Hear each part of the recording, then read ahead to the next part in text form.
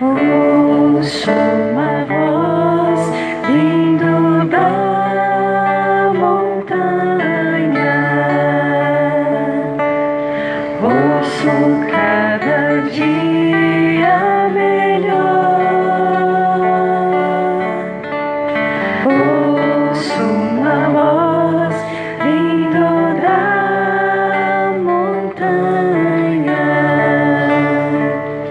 E eis uma voz a clamar: Preparai o caminho.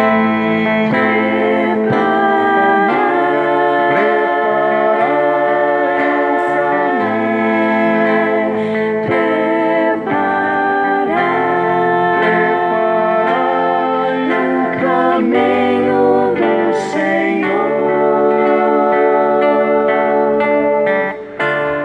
Preparai o caminho.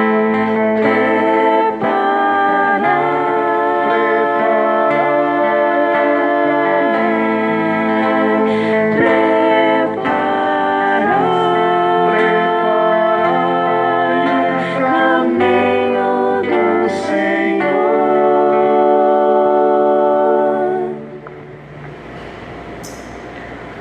O Senhor esteja convosco. Ele está no meio de nós. Proclamação do Evangelho de Jesus Cristo segundo Marcos. Glória a vós, Senhor.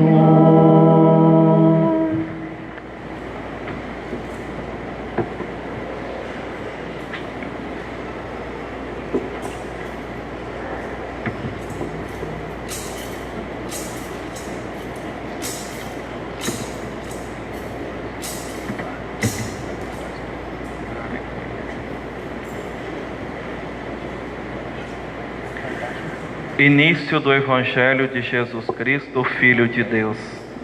Está escrito no livro do profeta Isaías: Eis que envio o meu mensageiro à tua frente, para preparar o teu caminho.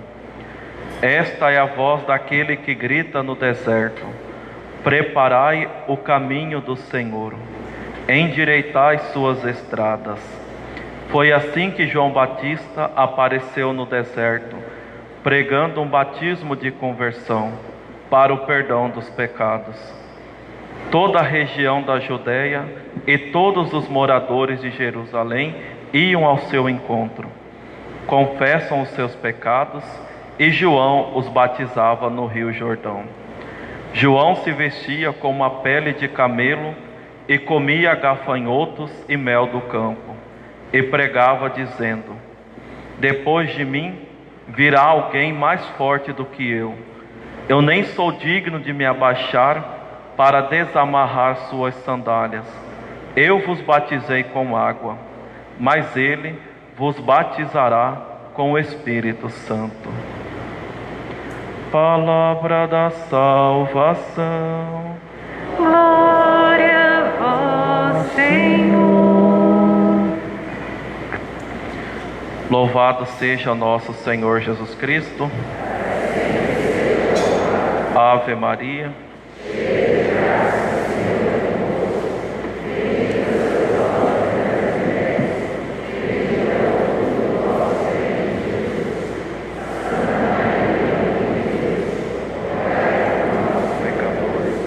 Agora e na hora de nossa morte.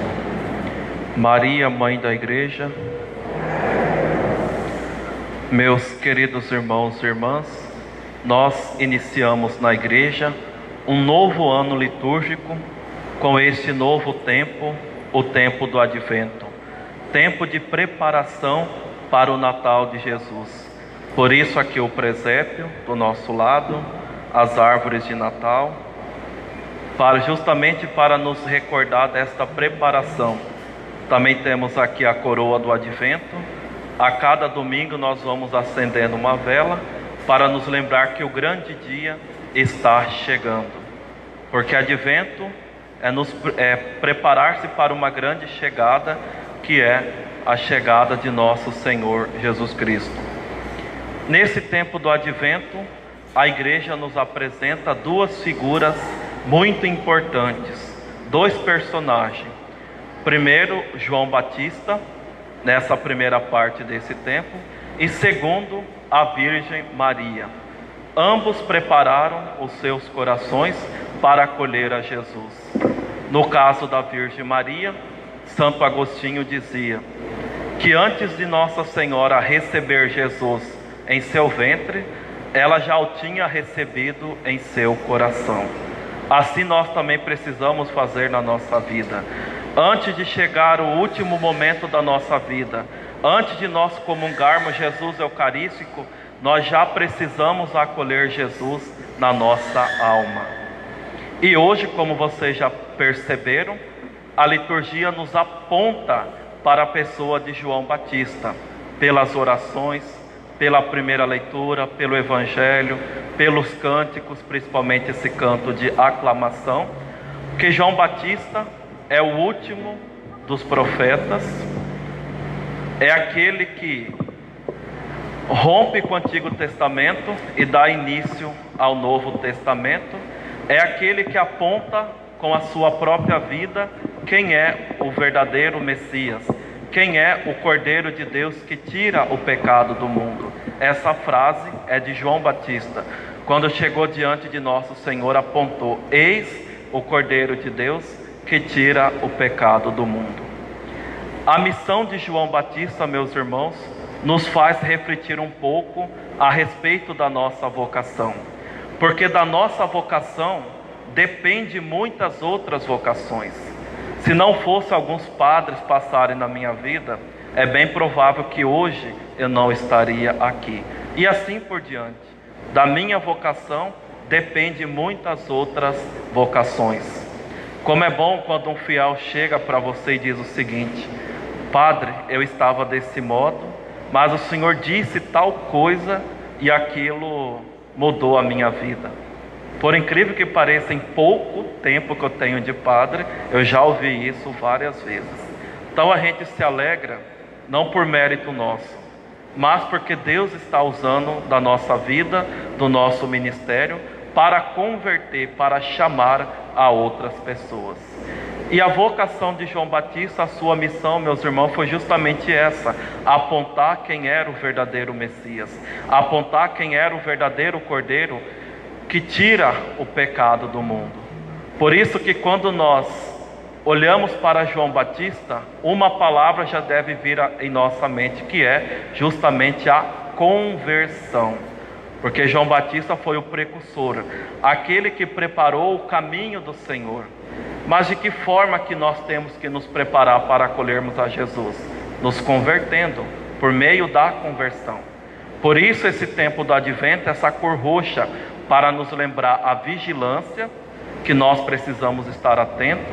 Não sabemos quando que será a nossa hora, ou não sabemos quando que Jesus virá ao nosso encontro.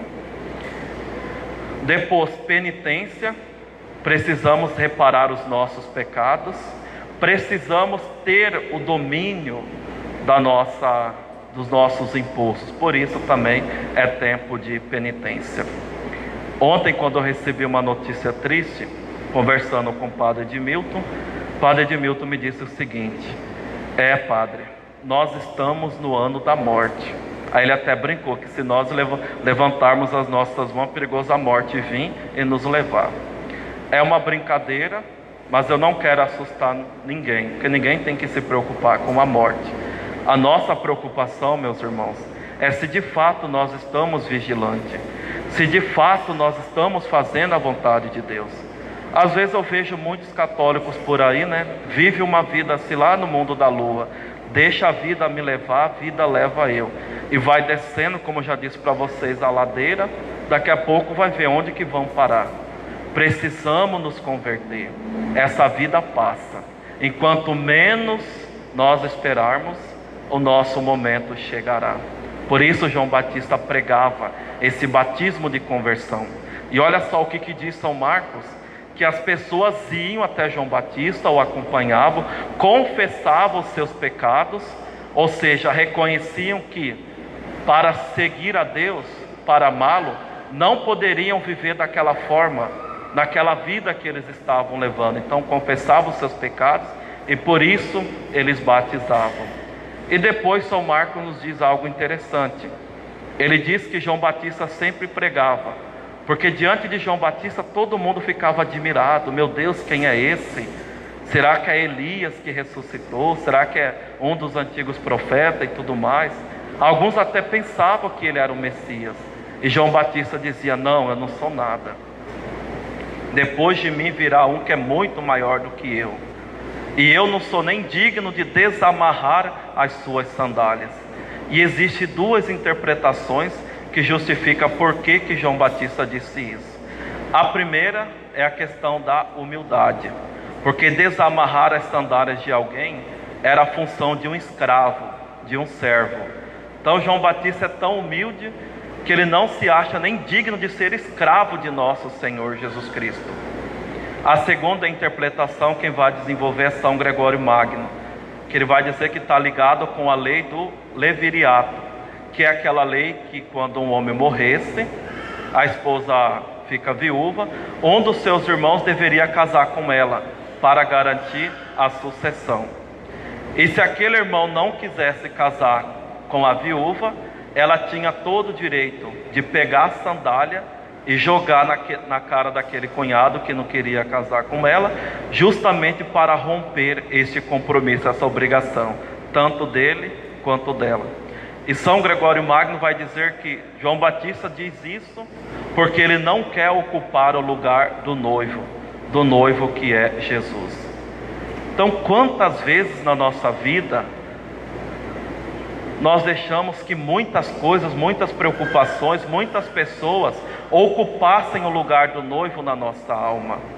É um exame de consciência que nós precisamos fazer. Nós sempre recomendamos que no início de cada ano litúrgico nós devemos fazer os nossos propósitos. E o maior propósito que um cristão, que um católico deveria fazer é justamente pedir a Deus a graça de ser santo, a graça de se converter, a graça de mudar de vida, a graça de ser uma pessoa melhor. Como disse Santo Inácio para São Francisco Xavier, que nós celebramos antes de ontem. Francisco, ele que era um homem culto, doutor, professor e tudo mais, vaidoso, ambicioso, teve essa amizade com Santo Inácio, onde Santo Inácio disse para ele: Francisco, de que adianta ganhar o mundo inteiro, mas se você perder a sua alma? Então de que adianta nossa família estar bem, do ponto de vista humano, entre aspas, os nossos negócios crescerem, a nossa formação acadêmica, mas se nós perdemos a nossa alma?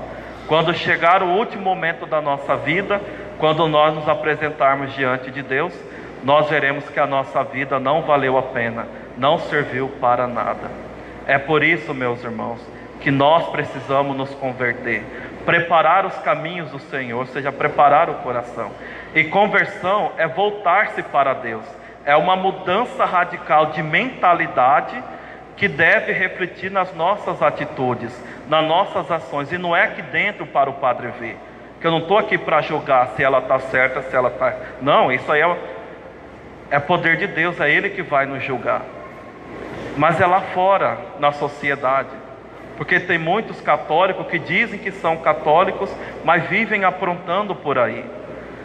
Tem certos comportamentos que não condiz com a nossa fé, com aquilo que ele professa. Repito, você é livre para fazer o que você quer da sua vida, mas como você está sentado nesse banco, eu creio que você está buscando a santidade. Então é com essa autoridade, em nome da igreja, que eu falo isso para vocês. Nos convertamos enquanto há tempo, preparemos o nosso coração, sejamos santos, vivamos de fato a nossa fé. Então quem precisa se confessar, vá buscar um padre para fazer uma boa confissão. Quem precisa perdoar, vai perdoar quem necessita desse perdão. Quem com a sua língua luciferina, com as suas atitudes ofendeu, vai pedir perdão. Não deixe para amanhã. Vamos nos converter hoje, fazer estas coisas hoje. E como nos diz a segunda leitura, que no final da nossa vida, quando nós nos apresentarmos diante de Deus, ou quando Jesus vir ao nosso encontro, no final dos tempos, que nós estejamos em paz, puros e santos. Louvado seja nosso Senhor Jesus Cristo.